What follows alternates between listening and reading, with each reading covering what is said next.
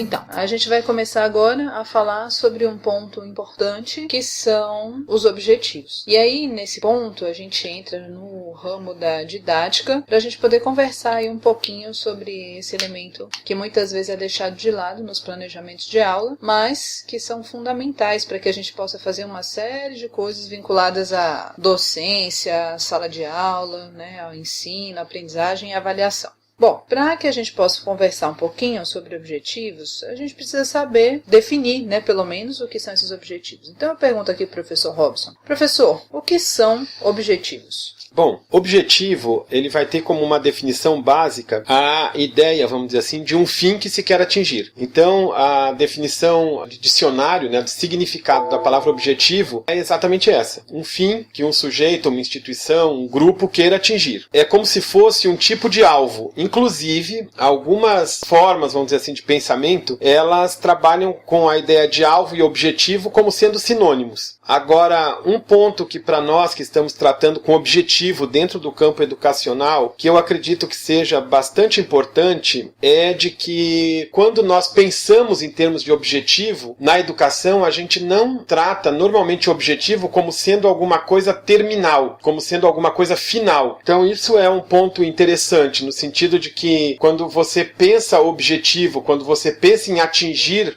um determinado ponto, um determinado estágio, um determinado alvo, na verdade, a gente não está, vamos dizer assim, querendo que esse alvo ele seja tido assim como um final, um fim, né? Na verdade, não é isso. Inclusive, na educação, muitas vezes você fica, inclusive, além do objetivo que você tinha proposto.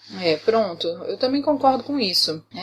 Inclusive na etimologia da palavra, essa questão ela é muito colocada mesmo nesse sentido que você está falando. Então, o objetivo vem do latim objectivus e de objectum, que é algo colocado à frente dos olhos, ou algo colocado à frente da mente. Então, tem muito a ver com isso que você está colocando, que você está apresentando, que está relacionado com algo que você quer atingir. Muito bem.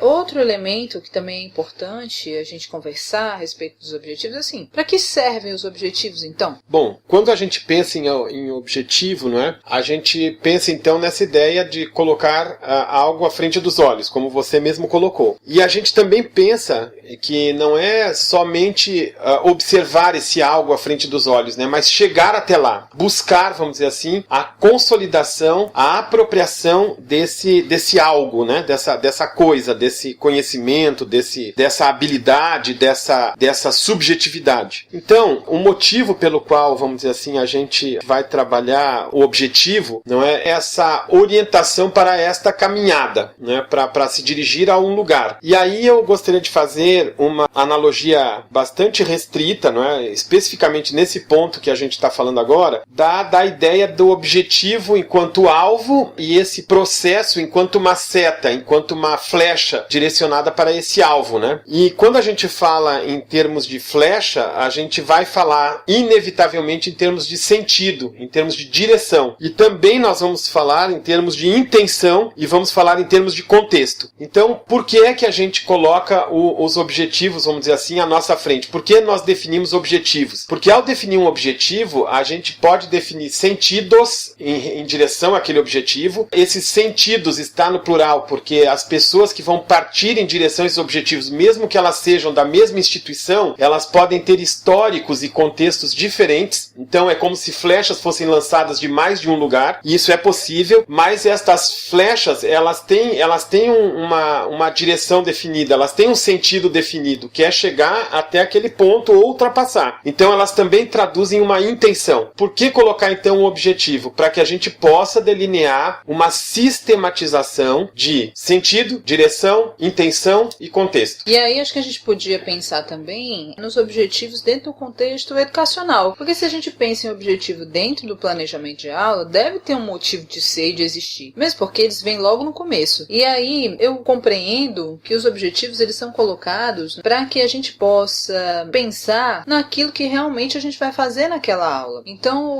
o objetivo está lá para que a gente possa vislumbrar quais são as atividades que a gente vai elaborar, vai querer realizar com os alunos, quais são as estratégias estratégias que a gente vai utilizar para desenvolver aquelas atividades, né? Ou seja, quais são os procedimentos que a gente vai desenvolver com esses alunos até chegar num nível de avaliação mesmo. Inclusive, eu acredito que o objetivo do ponto de vista educacional ele seja muito útil para essa questão avaliativa. É isso mesmo, professor? É isso mesmo sim.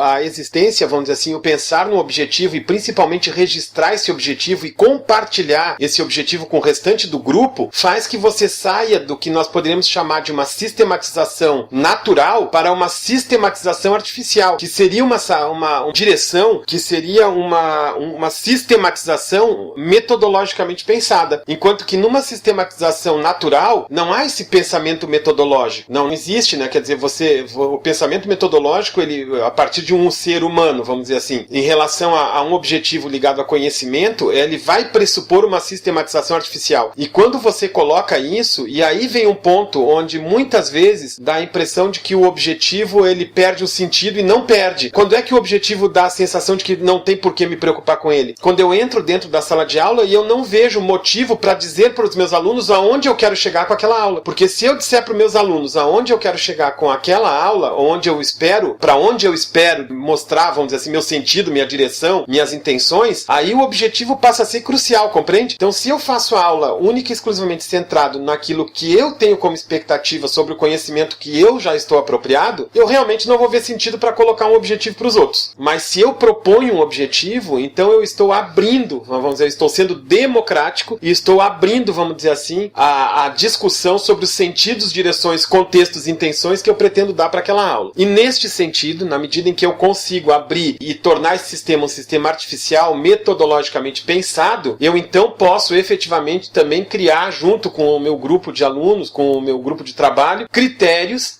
de avaliação. Porque se eu for trabalhar dentro de um sistema natural, onde eu não expresso, vamos dizer assim, o objetivo, onde eu não expresso o sentido e a direção, como é que eu vou ter o direito de avaliar? Eu não vou poder ter o direito de avaliar, porque nem todas as pessoas funcionam da mesma maneira. Então esse é o ponto. Muito bom. Então, a gente vai dar prosseguimento a essa discussão, seguindo em frente em relação aos tipos de objetivos que existem, as características e tudo. Mas, assim, uma coisa que ficou muito clara na minha cabeça é que o objetivo tem o sentido de orientação, já que se fala de contexto, sentido e direção. Mas a gente se encontra na próxima. Pronto. Então, agora a gente vai dar continuidade à discussão sobre objetivos e vamos aí falar de uma forma mais prática a respeito desses objetivos. No início, nós conversamos um pouco sobre o conceito de objetivo, a importância que ele tem para nós, professores, mas como é que a gente concretiza isso? Porque eu vou dizer para você, uma das maiores dificuldades que eu tenho é de escrever os objetivos quando eu estou fazendo meu planejamento. Realmente é muito chato. E aí, professor, como é que o senhor acha que a gente tem que fazer para que se torne menos chato fazer essa questão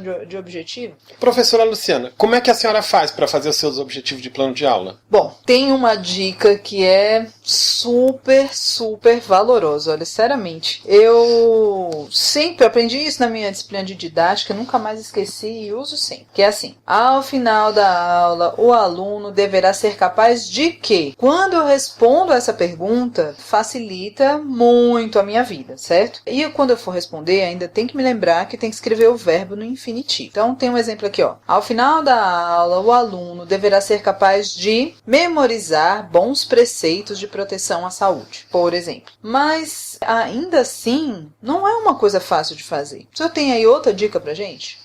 Quando você fala que você parte de uma pergunta, tá certo? Essa pergunta, vamos dizer assim, é uma expectativa do docente, tá certo? Essa é a expectativa do docente, quer dizer, o que eu quero que o meu aluno saiba no final dessa aula?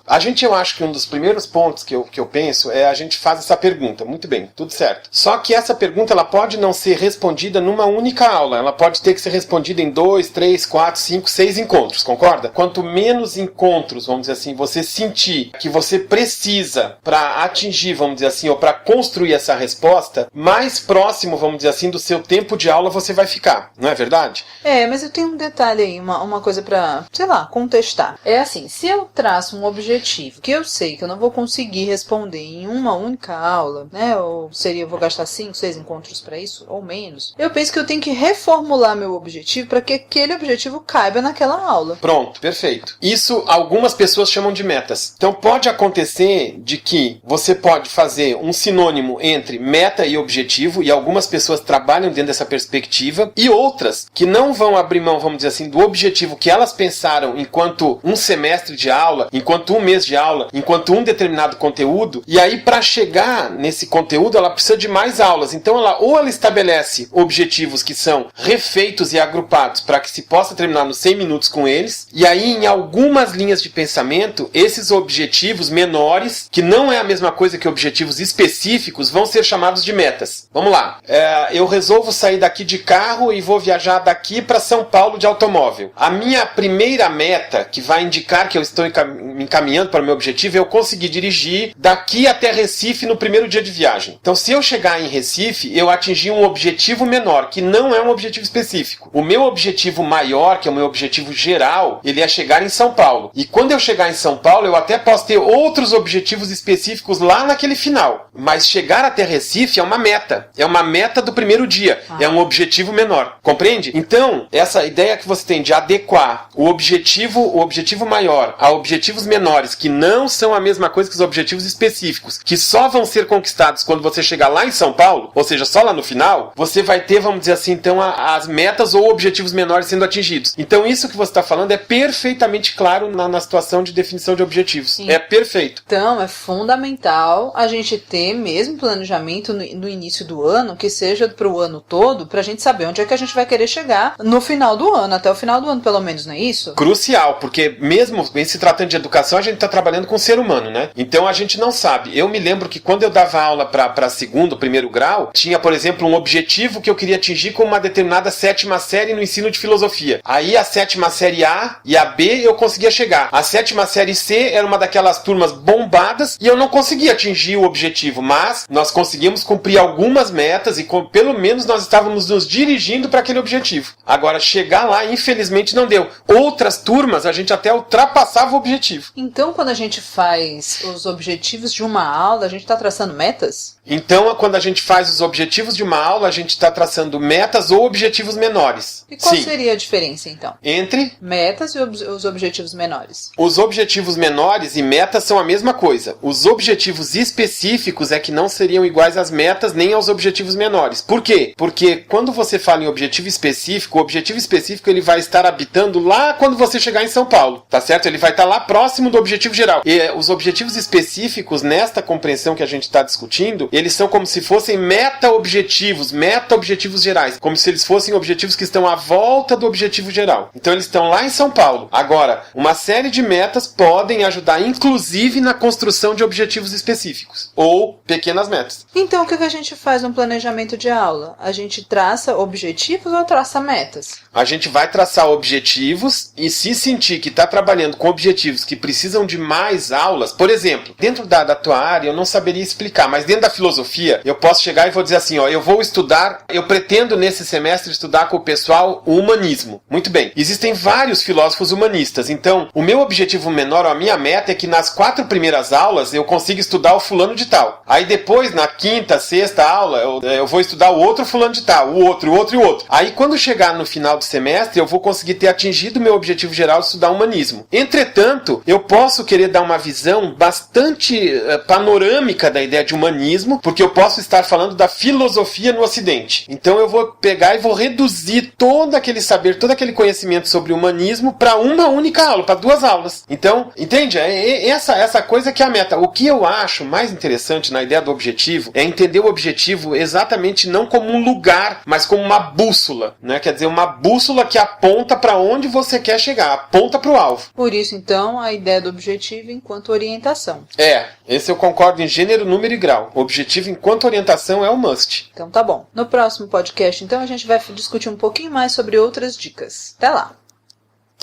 Bom, pessoal, então vamos tentar só gerar uma certa estrutura para que a situação fique mais clara. No caso do plano de aula especificamente voltado para a questão de educação. Você é o professor, você tem uma temática que você precisa ensinar. Essa temática a gente vai considerar como sendo a temática mais ampla. Nós já entendemos que o objetivo é uma construção, é um sistema artificial, não é um sistema natural. Ele é um sistema que tem a ver com os homens. Um pássaro não sabe que um dos objetivos dele é voar. Um tigre não sabe que um dos objetivos dele é se reproduzir e, vamos dizer assim, sobreviver na floresta. Mas o homem sabe. O homem não. O homem, se ele quiser voar, ele vai ter como objetivo construir alguma coisa que permita ele a voar. O homem sabe que se ele precisa comer, ele precisa ter o objetivo de plantar, ou então ele vai construir o objetivo de cozinhar comida e coisas desse tipo. Então vamos admitir que o objetivo é eminentemente uma coisa humana e artificial, não é natural. Ele tem que pensar em como vai chegar naquilo lá. Ele vai ter que ter procedimentos para chegar naquele lugar, certo? Então vamos lá. A importância de você traçar um objetivo dentro de um plano de aula é para que você consiga efetivamente perceber se os teus alunos, eles estão conseguindo chegar a um ponto que você considerou importante para que aqueles conhecimentos que você teria a obrigação de trabalhar com eles, essas obrigações que você se impôs ou que o sistema te impôs, foram atingidos. Então, muito bem, você traçou objetivo. Esse objetivo ele pode ser um objetivo de uma aula, de 2 aulas, de 3 aulas, de um semestre, de um ano, ou objetivo de vários anos de estudo. Então, no caso do plano de aula, nós vamos estar fazendo objetivos que deveriam ser atingidos naquela aula, que pode ser composta de 2 períodos de 50 minutos ou até mais. Muito bem. Uma vez traçado esses objetivos, uma vez definidos esses objetivos, você vai criar uma docência, vai criar uma didática, vai criar uma metodologia que permita, ou que você acha que vai permitir, que os seus alunos cheguem naquele objetivo. Essa metodologia, ela vai ser mais aberta ou mais fechada. Na medida em que você conseguir ir caminhando em direção ao seu objetivo de aula, você vai perceber, através das indicações de metas que vão sendo construídas naqueles 50, 100 minutos, que os alunos estão indo com você em direção daquele objetivo. Então, até aí, tá tranquilo. O objetivo é importante, por isso, se você vai para dentro de uma sala de aula sem ter esse objetivo traçado, você não vai ter como fazer uma avaliação nos moldes que nós conhecemos agora, nesse momento, para saber se você atingiu aquele lugar, ok? Então vamos admitir que o objetivo tem esse nível de importância, uma possibilidade de você e principalmente de seus alunos saberem que, baseado naquilo que você propôs como docente, como coordenador da aula, como principal orquestrador da aula, como mediador, traçou como sendo um objetivo. E agora, para onde nós vamos? Bom, quando a gente fala de objetivo, é importante apenas para fins didáticos, certo? Porque as coisas são todas juntas e misturadas mesmo. Definir os diferentes domínios que a gente pode trabalhar. E nós temos aí o domínio cognitivo, o domínio afetivo e o domínio psicomotor. Então, quando a gente fala do domínio cognitivo, a gente está falando nada mais, nada menos do que a razão, a inteligência, a memória, né? As coisas da lógica. Quando a gente fala do domínio afetivo, então a gente está falando a valores, atitudes, né? Interesses. E quando a gente fala do domínio psicomotor, a gente está falando de habilidades operativas ou habilidades motoras para manipular materiais, objetos, instrumentos, máquinas. Muitas vezes, quando a gente está em sala de aula, a gente se preocupa mais com o domínio cognitivo. Então é importante a gente olhar para os outros domínios também, porque às vezes a gente está, de repente, numa aula de matemática, fazendo construções geométricas em cartolina ou papel madeira, qualquer coisa do tipo, e querendo ou não, a gente tem como objetivo também o desenvolvimento aí de uma habilidade motora, né? Que a gente precisaria, de repente, estar contemplando nos objetivos que a gente traça. No nível mais alto, professor, até a gente está lembrando agora aqui de colegas nossos, né, que trabalham, de repente, como professores, dentro da área de sistemas e mídias digitais, e que estão fazendo instrumentos, estão fazendo aparelhos, né, artefatos tecnológicos, para possibilitar que determinadas formações dentro da medicina, como a videolaparoscopia, se eu não estiver enganado, elas possam ser exercitadas através de equipamentos e de artefatos. Ora, isso vai fazer com que ele vá trabalhar essa coisa da habilidade psicomotora, né? Quer dizer, não é o objetivo principal da tarefa desse professor, mas ele vai estar desenvolvendo a psicomotricidade dos médicos, na medida em que o médico vai estar praticando aquilo. E assim é na engenharia, na arquitetura, quando um arquiteto faz, por exemplo, uma maquete de uma construção que ele queira executar, um desenho, não é? Existem outras habilidades, como a professora está colocando. E muitas vezes a gente se esquece também das questões vinculadas à ao domínio afetivo, porque numa aula de matemática, por exemplo, dependendo da situação, é muito importante que o aluno desenvolva a persistência na resolução de problemas. E às vezes a gente pode colocar para esses alunos problemas mais difíceis deles resolverem, justamente para que eles tenham essa habilidade, pelo menos contemplada no objetivo em prol do desenvolvimento dela, né? Então isso é importante também para a gente não ficar fixado apenas no domínio cognitivo, mas para a gente lembrar que o ser humano ele tem outros elementos também que precisam ser desenvolvidos e que as aulas também se prestam para isso, né? Não apenas para trabalhar com conhecimento vinculado a essa questão, né, mais racional, né? Então olha que legal, né? Quer dizer, o professor chega na sala de aula com seu plano. Esse plano não é uma coisa que tenha que ser refeita todo semestre. Alguns refazem. Eu gosto de refazer, eu sei que a professora Luciana também gosta, mas tem outras áreas de conhecimento que elas são um pouco mais fixas, vamos dizer assim. Então o plano que você tem lá de aula, de repente você vai mexer, você pode mexer na metodologia, você pode mexer em outras partes do plano que não exatamente no objetivo. Mas é diferente quando você chega numa sala de aula sabendo que entende que você tem um objetivo cognitivo lá traçado, mas que você vai estar, vamos dizer assim, na medida que estiver fazendo esta caminhada para chegar no objetivo, você vai perceber que vão existir possibilidades de domínios afetivos serem mexidos e que vão haver possibilidades de domínios, vamos dizer assim, motores sendo mexidos. Quer dizer, não é só o cognitivo, né? Ainda que o seu objetivo pode estar sendo traçado especificamente em cima de um objetivo cognitivo. É isso. E para que a gente possa falar um pouquinho dos tipos de objetivos que são utilizados, a gente usa a taxonomia de Bloom, que é muito conhecida e já vem aí de algum tempo. E é sobre isso que a gente vai falar no próximo podcast. Muito bem, então nós estamos aqui discutindo sobre objetivos. E em relação ao podcast anterior, me surgiu uma dúvida, professor. Primeiro, quando a gente traça objetivo, o que eu compreendo é que o centro sempre é o aluno. É por isso que a gente diz assim, ao final da aula, o aluno deverá ser capaz de quê? É o aluno que vai ter que ser capaz de alguma coisa, né? Se eu vou conseguir atingir determinado leitor em determinado tempo, é um problema que é meu, mas assim, o que um aluno tem que ser capaz de compreender, de pensar, de fazer, não sei. O verbo que for necessário para que aquele conhecimento chegue a ele, né? Então, eu penso que quando a gente está trabalhando com objetivo, a gente tem que sair, enquanto professor, do centro das atenções e pensar sempre no direcionamento para o aluno. É ele que tem que ser capaz de fazer alguma coisa. Pensar alguma coisa, sei lá, o que se queira que ele faça. Eu não sei, como é que o senhor vê isso? Bom, vamos tentar harmonizar então alguns termos, certo? Só para ver se o caminho vai se construir, tá bom? Vamos lá. Quem define o objetivo? É o professor. Muito raramente o professor abre espaço para discutir com os alunos. Muito raramente. Pronto. Então eu também concordo que na maior parte das vezes quem define o objetivo é o professor. Porque teoricamente é ele que sabe qual é o conhecimento que deverá ser construído para que as expectativas daquela formação, naquela série ou naquele conteúdo sejam atingidos. Bom, pelo menos nesse currículo, nesse modelo de currículo que a gente tem hoje em dia. Pronto, concordo.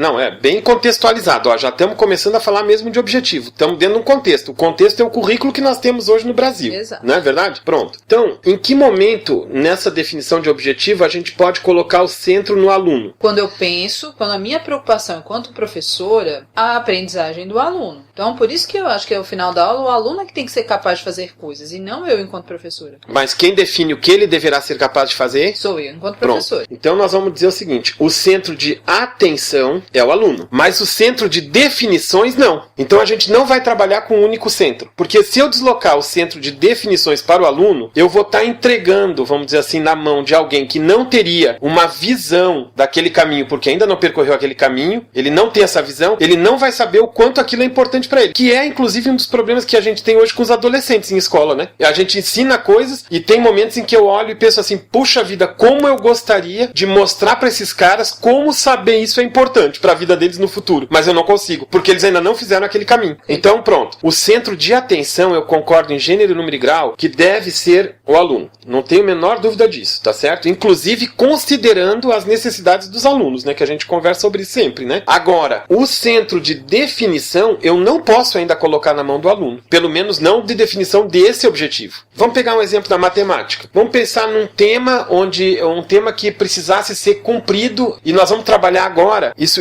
é uma coisa arbitrária, por isso é um sistema artificial, não é um sistema natural, certo? É um sistema artificial. Nesse sistema artificial, a gente está no ano de 2014, em março, faz de conta. Ao final de novembro de 2014, o que esse aluno de uma série qualquer vai ter que saber sobre matemática? É assim fica difícil, professor, porque matemática é um campo de saber tão vasto e tão amplo que no final do ano eu posso ter primeiro, segundo, terceiro ano do ensino médio, posso ter várias séries do fundamental. Pois pode fazer uma escolha por tema, não importa o ano. Tipo assim, eles vão aprender a somar, multiplicar, cálculo diferencial, o quê, por exemplo? Existem ainda os objetivos conceituais, procedimentais, é bastante difícil fazer assim agora. Mas vamos tentar. Ao final do ano letivo... Ou do semestre, ou de 2 meses, quer trabalhar com um período mais curto, isso é arbitrário. Podemos pensar. Então, ao final de um período X... Tá, que vai ser quando? Não sei. Vamos inventar. Não sei, deixa eu pensar no objetivo. Tá. Ao final de um período X, o aluno deve ser capaz de reconhecer uma função. Muito bem. Reconhecer uma função é um objetivo colocado ao final de um período X que começou em março. Ok. Não é verdade? Muito bem. Então, o que se espera? Se espera que no final desse período X, aqueles elementos necessários para o reconhecimento da função estejam, vamos dizer assim, consolidados. Podem até não estar amadurecidos, mas pelo menos eles teriam essas ferramentas para reconhecer. Vamos imaginar isso. Só por enquanto, tá? Aí, para reconhecer uma função, ele tem alguns elementos que ele precisa saber antes disso ou ele parte logo para o reconhecimento da função? Tem alguns elementos que ele precisa saber antes disso. Vamos citar alguns elementos. Para reconhecer uma função, ele precisa conhecer o que é uma relação matemática a partir da expressão algébrica. Relação matemática. Outra coisa. A ideia de expressão algébrica, né? Pronto. Que mais? A ideia de gráfico. Tem mais alguma coisa importante? Eu acho que a gente pode deixar assim. Só essas 3, né? Então, nosso objetivo, reconhecer uma função. O aluno deverá ser capaz de, ao final de 2 ou 3 meses, reconhecer uma função. Pronto. Para isso, ele precisa ter um conhecimento sobre relações matemáticas, expressões algébricas e gráficos. Expressões algébricas, gráficos e relações matemáticas, elas podem ser compreendidas num planejamento cujo objetivo seja colocado em reconhecer uma função como sendo metas. Então eu posso tratar que eu tenho um objetivo e 3 metas. 3 metas. Então eu vou caminhar nessas metas. Vamos supor que essas metas, porque eu não entendo nada de matemática, elas tenham uma ordenação de aprendizagem, vamos dizer assim. Primeiro ele precisa saber relações matemáticas, para depois saber as expressões algébricas ou gráficas. Eu nem sei se é verdade. Tá ok, certo. Vamos supor. Pode ser aceito? Pode. Pronto. Então o que acontece? Se ele começar e entender ao final de X aulas sobre relações matemáticas, eu posso dizer que ele está cumprindo uma das primeiras metas para chegar no meu objetivo, que é reconhecer uma função. Aí quando ele chegar na expressão algébrica, ele chegou num outro ponto, ele chegou numa outra meta. Então o que eu fiz aqui? Eu criei um objetivo que é reconhecer uma função, relações matemáticas, expressões algébricas e gráficos nesse momento são considerados metas para que eu, como professor, perceba que ele está caminhando em direção ao reconhecimento de uma função. Agora eu pergunto, quando ele estiver reconhecendo uma função, ele pode, existe a possibilidade de ele ter agregado outros conhecimentos nessa caminhada que não seja função? Pode sim. Por exemplo, Conjunto. Ele vai poder trabalhar na ideia de conjunto. Seria um objetivo específico. Que um dia pode até ser um objetivo geral. Ou já foi, ou vai ser. Mas nesse momento, ao trabalhar o objetivo de reconhecer uma função, ele teve a chance também de construir alguns objetivos específicos, como, por exemplo, conhecer conjunto nessa caminhada. E conjunto não era uma meta específica, mas é um objetivo específico. É um objetivo que está dentro da ideia de reconhecer função. Ok. Já que a gente está discutindo novamente sobre essa questão dos objetivos gerais e específicos, no próximo podcast a gente vai tratar de algumas dicas que tem que falam sobre verbos que trazem muitas interpretações e poucas interpretações. Aí talvez a gente possa esclarecer um pouco mais. Muito bom. Então, a taxonomia de Bloom, ela é pautada principalmente no domínio cognitivo e são, na realidade, pensadas em habilidades que ele chama de habilidades cognitivas superiores, tá certo? Ao todo, nós temos 6 classes, né? E eu vou aqui elencar todas elas para vocês terem uma noção do que é cada uma. É importante ressaltar que essa classificação ela é feita de um nível mais raso do pensamento humano até um nível nível mais profundo, tá certo? Então, existe uma hierarquia no momento que Bloom classificou os verbos e classificou as habilidades. Então, a gente tem aqui, em primeiro lugar, a memorização, em segundo, a compreensão, em terceiro, a aplicação, em quarto, a análise, em quinto, a síntese e criação e em sexto, a avaliação, tá certo? Nesse primeiro momento da memorização, né, o objetivo de Bloom, né, é fazer com que você escolha determinados verbos onde o aluno precisa simplesmente lembrar e reproduzir com exatidão alguma informação. Então, se você vai traçar um objetivo, você quer apenas que o aluno traga aspectos memorísticos, então você pode usar a lista que Bloom coloca para essa questão da memorização. E não é demérito, né? Não é nenhuma forma, não é demérito, viu, gente? Não é para pensar assim, se eu vou trabalhar no nível de memorização, então eu vou estar trabalhando num nível muito pouco importante. Não é. Quando a gente fala em termos de raso e profundo, talvez a gente até pudesse pensar em termos de elementos mais pragmáticos, mais de ação propriamente dita, talvez seja isso, e depois elementos mais reflexivos, mais subjetivos, talvez. Porque, por exemplo, eu estou aqui pensando numa aula de anatomia. Uma aula de anatomia, ela tem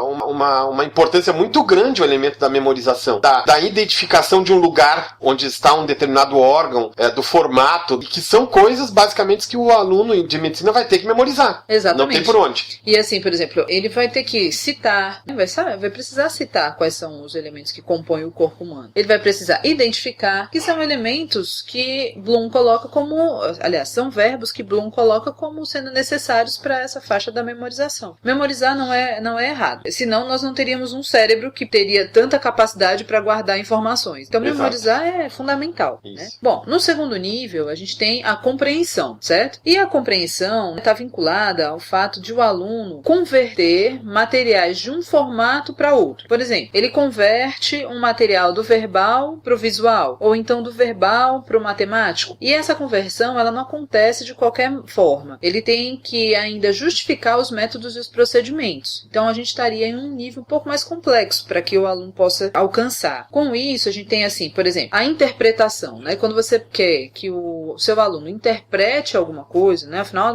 da aula, o aluno será capaz de interpretar, você está trabalhando nesse nível da compreensão. Quando você quer que o seu aluno resuma alguma coisa, você também está nesse nível da compreensão. Bloom traz uma série de verbos que podem ser utilizados para esse fim. É muito interessante a gente buscar, inclusive na internet, porque é muito fácil de achar, esses verbos, porque ajuda muito a gente a pensar melhor como é que a gente vai elaborar esses objetivos. E tem um ponto crucial que a professora tocou também, que é essa questão da metodologia, né? E da sistematização, porque nesse nível, vamos dizer assim, da compreensão, né? Existe, por exemplo, é nesse nível da compreensão que o senso comum atropela mais a ciência, vamos dizer assim. Por quê?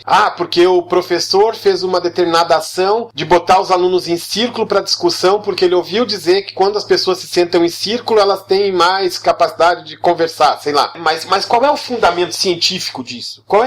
Onde é que está o fundamento disso? O artesão, muitas vezes, o artista, ele compreende, vamos dizer, uma determinada realidade, ele pinta aquela realidade, mas ele pode não ter necessariamente uma sistematização de compreensão daquela realidade, e isso vai tornar a compreensão dele única. E essa compreensão única, então, vai fugir desse nível que nós estamos falando agora, porque não há uma metodização, eu não consigo reproduzir essa subjetividade do artista. Então, não se presta para trabalhar nesse nível. Muito bom. Num terceiro nível, então, descendo um pouquinho aí nessa questão da complexificação, a gente tem a parte da habilidade vinculada à aplicação. Então, nessa parte, o aluno, ele precisa utilizar os conhecimentos aprendidos para resolver problemas ou para aplicar em situações novas. Então, os verbos já muitas vezes surgem naturalmente. Então, aplicar é um verbo que cabe, obviamente, no sentido da aplicação. Mas se ele tiver que construir alguma coisa, resolver algum problema, demonstrar alguma situação, seja ela científica ou linguística, utilizar alguma coisa, é nesse momento que a gente pode dizer que nesse nível que o aluno está sendo trabalhado em termos de habilidades, certo? Muito bom. E a gente vai dar prosseguimento no próximo podcast às três últimas habilidades trazidas por Bloom. Bom, vamos então caminhar para as 3 últimas classes, né? A gente pode chamar assim? Pode ser. As 3 últimas classes que o Bloom nos colocou. Até agora, o que nós já vimos no podcast anterior. Memorização, compreensão, aplicação. Agora a gente vai passar para as 3 classes assim mais profundas e complexas do pensamento humano. humano. A quarta, né, da sequência seria então a análise. Quando a gente fala em análise, é importante a gente lembrar que analisar é quebrar em pedaços. Muito importante a gente lembrar disso. Muitas vezes, para resolver problemas matemáticos, por exemplo, a gente precisa quebrar em pedaços mesmo um problema para poder conseguir encontrar soluções menores e juntar para encontrar uma solução maior. Mas o que Bloom quer dizer em relação a essa questão da análise? O aluno deve, então, separar a informação em elementos componentes, do jeitinho que eu falei para vocês. É como se a gente tivesse uma salsicha e fosse quebrar essa salsicha em pedacinhos, né, para poder formar esses elementos componentes que ele coloca aqui. E estabelecer relações entre essas partes. Então eu quebrei a salsicha em pedacinhos e vou comparar uma parte com a outra para saber de que forma é que aquele problema pode ser resolvido ou que aquela situação pode ser solucionada, né? Então, para isso, na análise, o primeiro verbo que aparece para Bloom é analisar, obviamente. Mas existe comparar, também está na fase da análise, detalhar, diferenciar. Detalhar é um verbo interessante, porque muitas vezes a gente pede para que os alunos façam isso, mas a gente não coloca esse verbo no objetivo, né? Então é importante a gente ter isso muito claro na cabeça para depois conseguir olhar para isso com maior clareza. Uma forma melhor de trabalhar os procedimentos. Diferenciar, né? Relacionar, tudo isso está então nessa fase da análise. A próxima seria então a síntese, ou o que ele também chama de criação. A síntese seria um momento no qual o aluno ele precisa criar algo novo por meio de abstrações e generalizações dessas informações que foram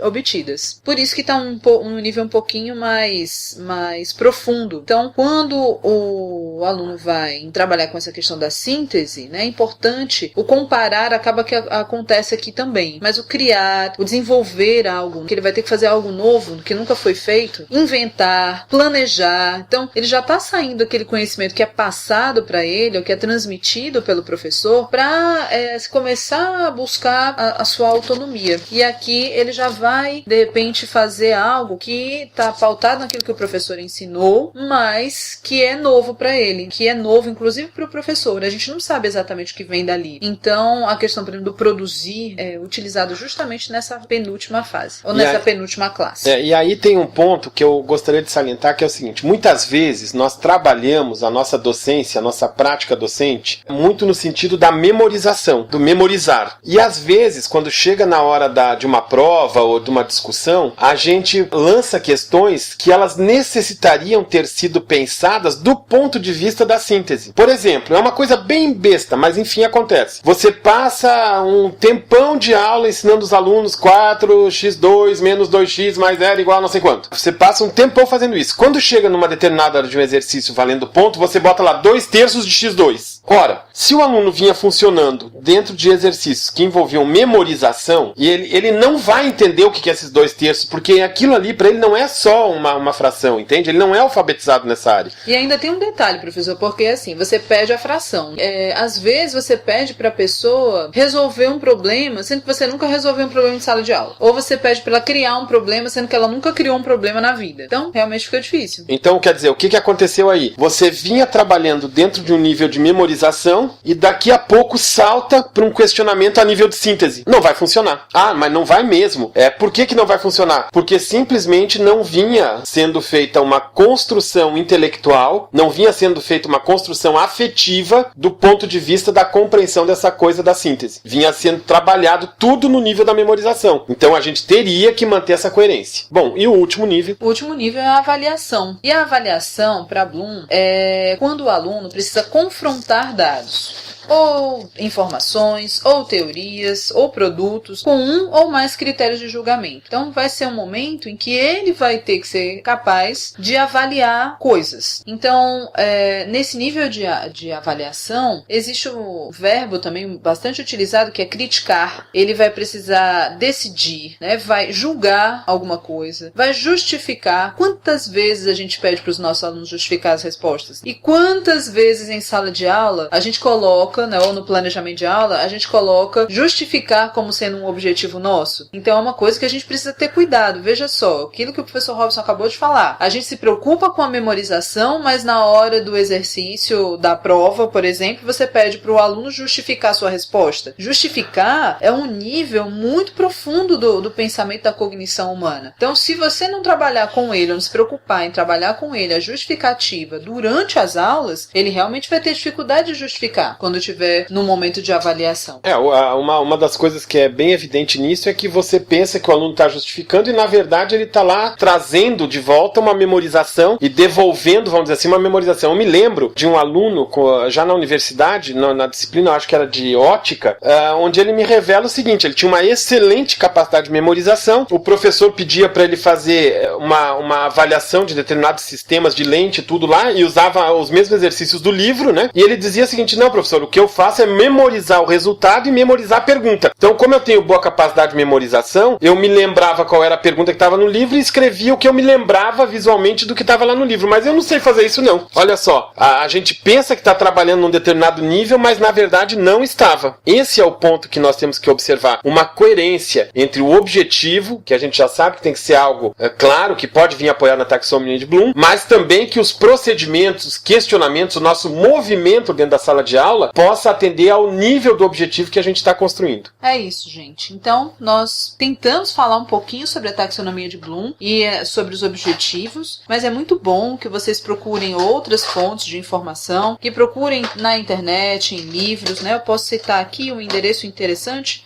talvez ajude. penta2.ufrgs.br. Lá você encontra bem direitinho muitos verbos vinculados à taxonomia de Bloom para que vocês possam acessar, tá bom? Um abraço. Tchau, tchau.